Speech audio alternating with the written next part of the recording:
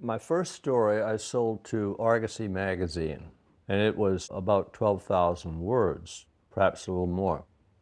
I remember I was holding a paintbrush when my wife came in with a letter from Argosy and opened it, and they said, "We want to buy it." And that was the best news I'd ever heard, you know.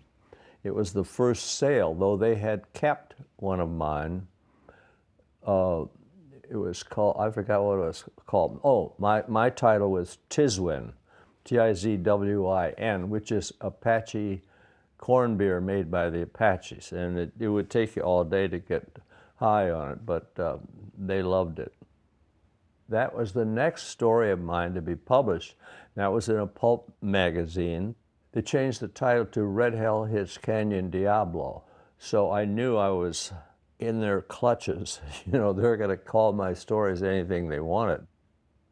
I probably sold another dozen or more stories to pulp magazines, Dime Western, 10-Story Western, and popular publications. And they were paying 2 cents a word, which was the most. 310 to Yuma was 4,500 words, so I got $90 for it. And I remember the editor called me up, Popular Publications put it out. The editor called me and said, I think you should put a little bit more description of the train that they're going to get on.